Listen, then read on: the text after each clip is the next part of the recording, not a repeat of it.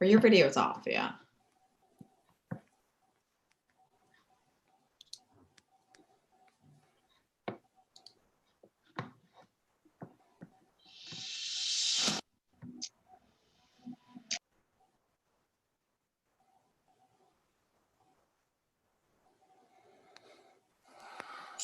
Okay. Are you ready? I am ready. Let me just check your session. All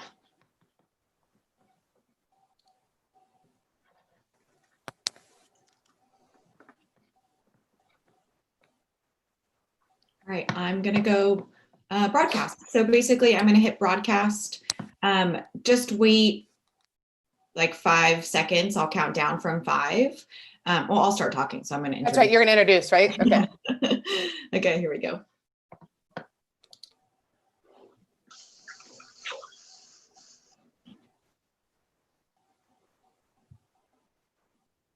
Good morning, everyone, and thank you for joining us, kicking off our first session of the day. I'm excited to welcome Teresa Dietrich. She's Chief Product Officer at Stack Overflow, and she's going to be talking about attention is your greatest resource. Learn how to protect it.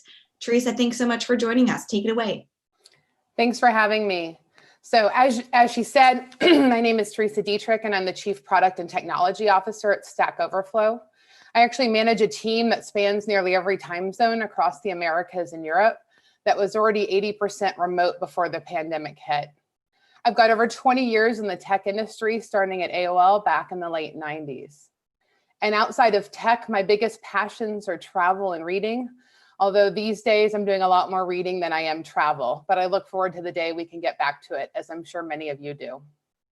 So what are we talking about today? We're talking about why your employees' attention or focus is your greatest resource, the ways you unknowingly might be draining this resource, and how you can protect it going forward. Okay, let's dig in. So what is the problem we're talking about here?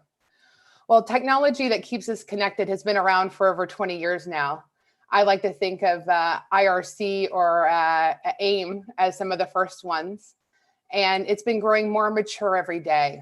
And as any industry matures, it solves the easy problems. It creates efficiency, and industry standard solutions improve that productivity for everyone. So that leaves the big hard problems to solve, the breakthroughs, the innovations that forge the next big opportunities for us all.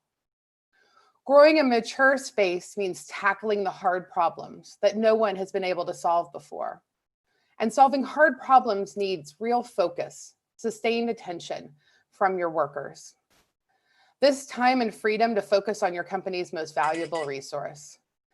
Your technology experts and other knowledge workers need uninterrupted focus in order to ensure flow states and the mindset that they bring and their full suite of skills to bear on each issue. As described in the book Flow, the psychology of optimal experience by Mihai Csikszentmihalyi, try and say that name fast.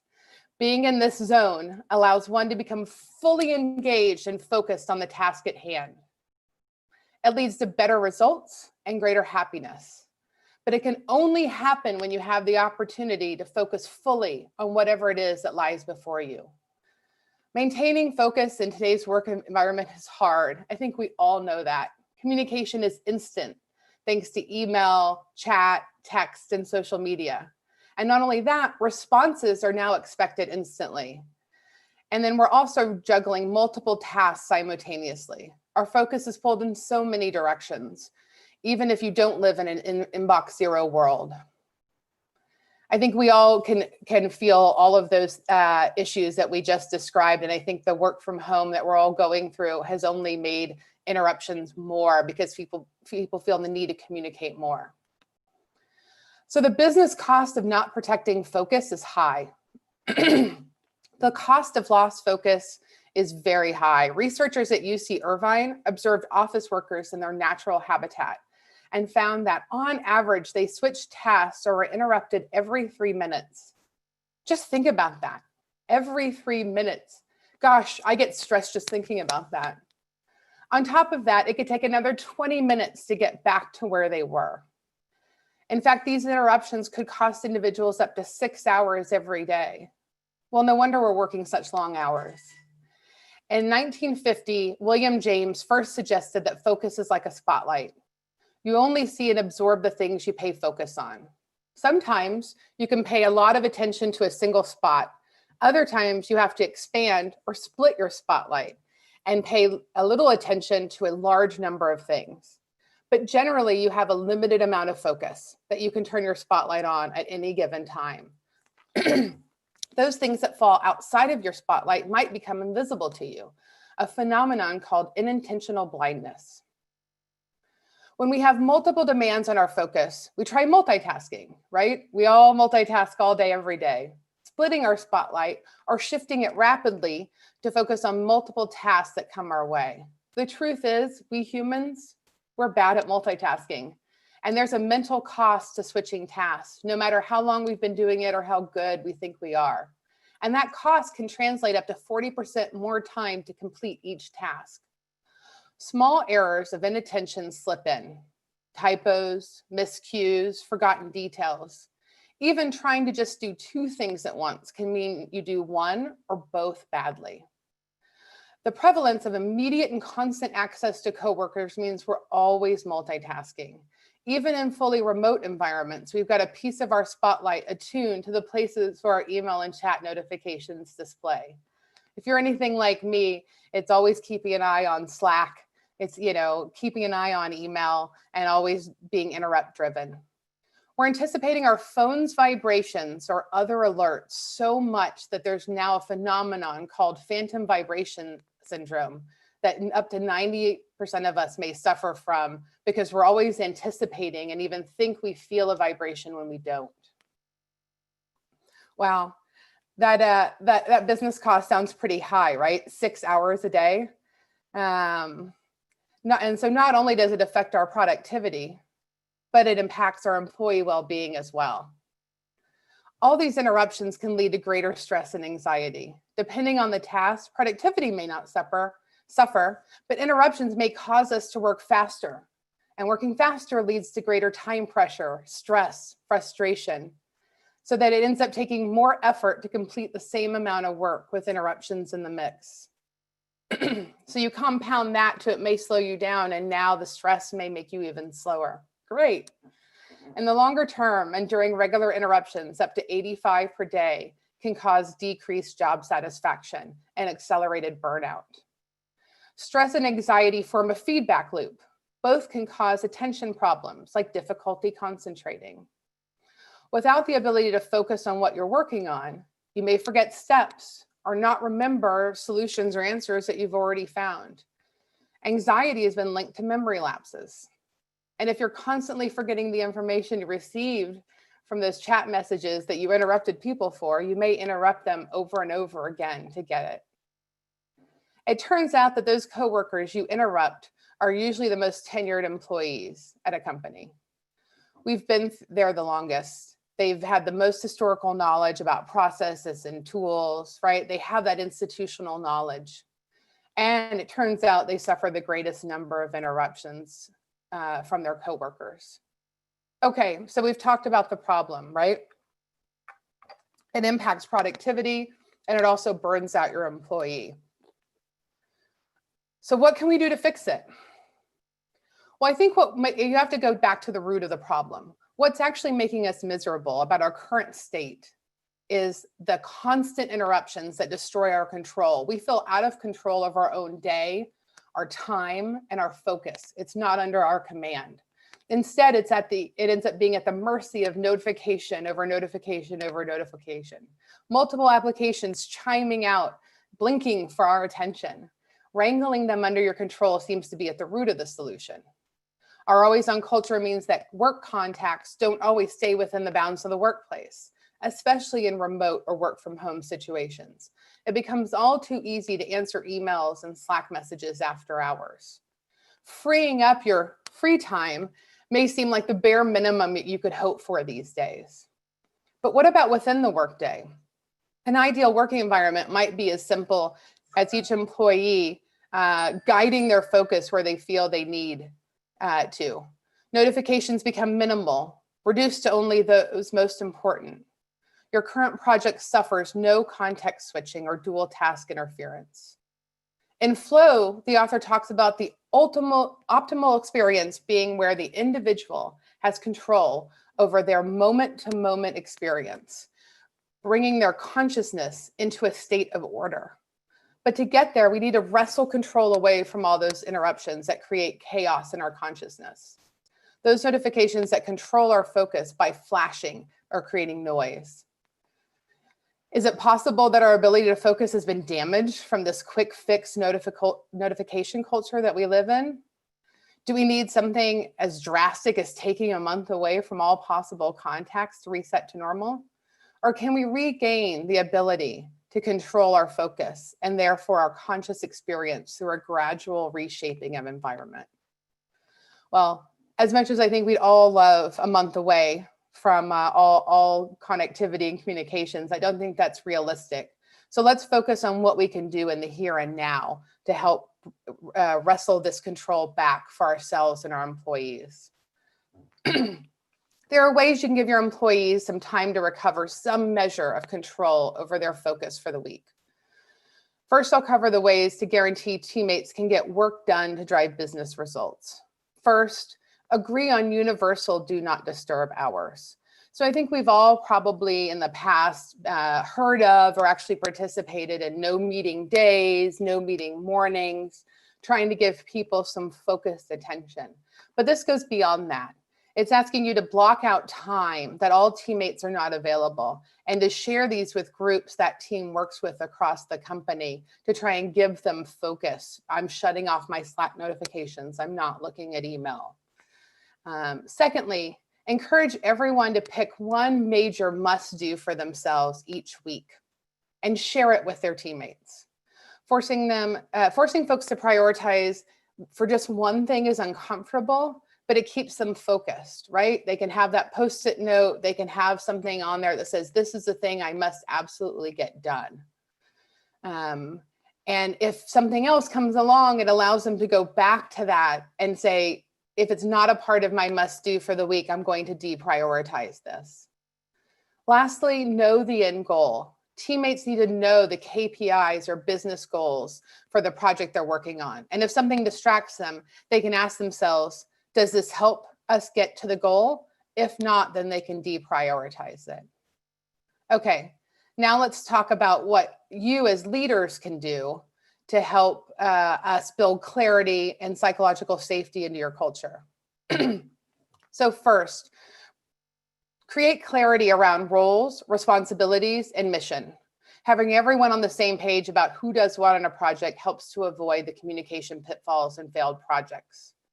Clarity helps to minimize constant questions or impromptu meetings to determine who's doing what or having to build a one-off process just to complete the project at hand.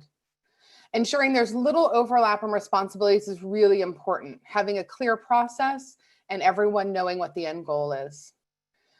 Then how does this goal ladder up to the larger organization? Having already set strategic initiatives is a must when you're trying to enforce clarity. It helps employees to set their own priorities and then arrange their focus appropriately. Next up, create buy-in and psychological safety. Everyone, and I mean everyone, wants autonomy in their role. They want to have control over how they work, the ability to speak up when they have new ideas or solutions to bring to the table. Ensuring employees feel trust and confidence to build the psychological safety they need to express new ideas, new ways of thinking, and build relationships they need to solve those complex problems. A safe environment in which employees can speak up with their ideas or solutions leads to more productive collaboration time, resulting in less one-on-one or ad hoc brainstorming sessions that can eat into one's day and work blocks, taking away their attention. It allows people to compose their thoughts and ideas without fear of interruption or immediate switches. It also creates opportunities for asynchronous collaboration. Research from Google showed that a well-organized team that has collaborative individuals feel psychologically safe. It reduces the possibility of leaving the company, increases the likelihood of using diverse ideas, helps bring in more revenue, and allows the team to be twice as effective as others in the similar teams. Next, equip employees with just the right amount of information. It's always a balance, right? Too much and they're overwhelmed and they start having discussions that aren't actually relevant or important. Too little and they feel like they don't actually get the big picture and they can't make effective decisions. Employees can only take so much information and so much interruption. People need longer periods of uninterrupted time to do their best work. Several of the collaboration tools out there today help to try and get everyone up to date in an asynchronous world, but with the ability to focus on topics that are pertinent to their job. Okay, so let's recap. We know there's a real productivity cost to losing focus, and there's a major impact to one's well-being and stress level. You can protect your team's focus by 1, agreeing on universal do not disturb hours. 2, picking a must-do each week and sharing that. And 3, having everyone know what the end goal is. You can also implement company-wide methodologies and approaches for improving focus and collaboration, including clarity around roles and responsibilities. 2, buy-in and psychologically safe work environment. And 3, providing the right amount of information. This is something I learned a lot through our research here as we think about how we build asynchronous tools at Stack Overflow. I was really happy to share this with you. I think some of the facts are a bit mind-blowing about just, I think we all know it takes away from our happiness and our productivity, but I think seeing some of the research is really eye-opening. I'm happy to take any questions. And if you have deeper questions or want more best practices, you can reach out to the email on the screen, which is saster@stackoverflow.com. Okay, I'm going to take a couple questions because we have a couple minutes left. Can you talk more about why it's important to have clarity around roles and responsibilities? We're a small company and we all have to wear multiple hats to get things done. It feels like having defined roles and responsibilities would slow things down. You know, I think my advice would be if you are a small company, you may need to define roles not for the entire company, but within terms of a project. For example, you might decide within the project who's the decision maker, maybe do a RACI diagram for a project, do something that helps people understand what their role is and what their expectations are. I think that's one of the most important thing about roles and responsibilities. It's something I talk about all the time. Is about building context and setting and resetting expectations. And I think if you can find a way to do that, then you can maybe get around the fact of having these permanent roles in a smaller organization. Okay, we have another question. As an employee, not a leader, how can I speak to my boss about setting boundaries without feeling guilty? I think I would start with some of this research that we talked about and show them just what the impact is to your work, right? Your boss wants you to be successful, they want you to be happy, and they want you to have impact. And if you can show them real research that shows what the impact is to your productivity and your well-being, I think especially now in this remote work from home environment, I think they should be open to it. And, you know, start it as an experiment, propose it to be an experiment. Well, let's try this, right? What would you be comfortable trying? That's how I would approach it if I needed to approach my manager. What do you think are some of the best ways to encourage psychological safety? That's a good question. I think one is making a place that's okay to make mistakes. That people voice mistakes, that people voice roadblocks that they run into. And I think it starts from setting an example. you can't just say, okay, we're going to create a psychologically safe space. Everybody go. I think you need to have a couple key people who are there and really want to do that. And you can work together with them to be vulnerable, to share information, to ask stupid questions, and make it a place in which learning and growth and vulnerability are okay. We've got time for one more question. Okay, let's see.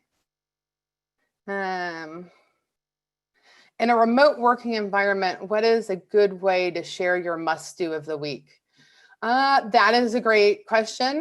One thing that I would consider doing is putting it on as your Slack status. Maybe putting it, there with your username or as a status there.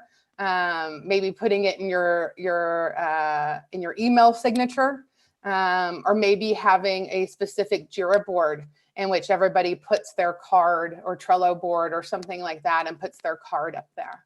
That's one way that I would start doing it. Well, thank you all so much for having me. I hope you learned a lot, and I hope maybe you take away 1 or 2 nuggets that you're going to experiment with your team.